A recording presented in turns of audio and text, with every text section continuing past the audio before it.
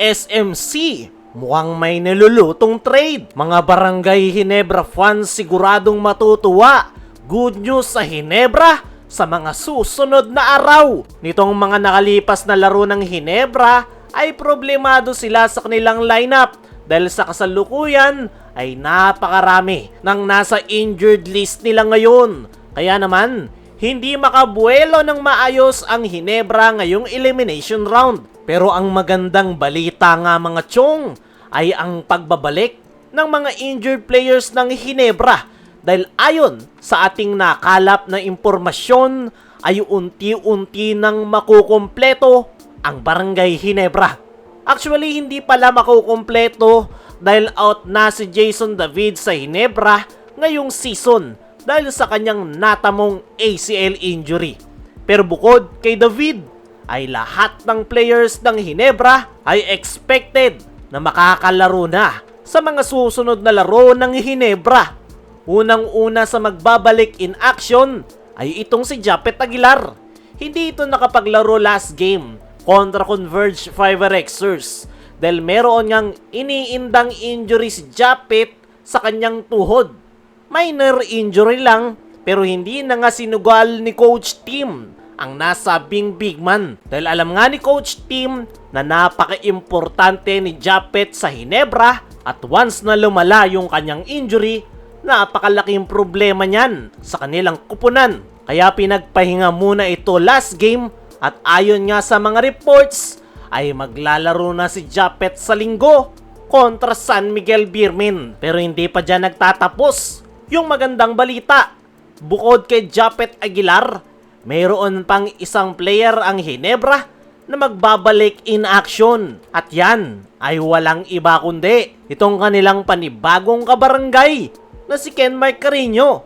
Ito ngang si Carino mga chong ay ang panibagong player ng Ginebra kung saan nakuha nila ito via trade. Pero hindi agad ito napakinabangan ng Ginebra dahil nung makuha nila ito sa trade ay nagre-recover pa ito ng mga oras na yon sa kanyang ACL injury. At ayon sa mga reports ay ngayong April na magbabalik in action si Ken Mike Carino.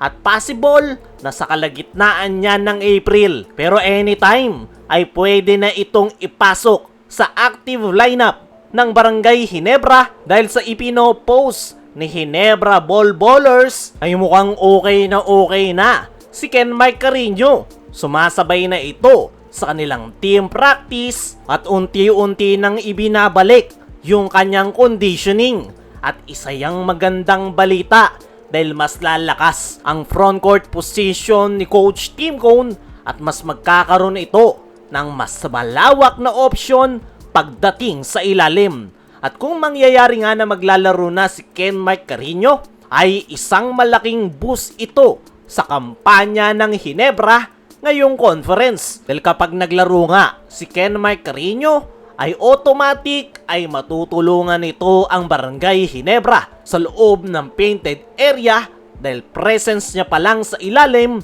ay malaking tulong na para sa kanyang kupunan. Sa ngayon ay unti-unti nang paparating ang magandang balita para sa Barangay Ginebra. Nag-struggle man sila nitong mga nakalipas pero unti-unti na yang gagaan ngayong magbabalikan na in action yung kanilang mga injured players. At isa nga sa dapat abangan ng Ginebra fans ay si Ken Mike Carino.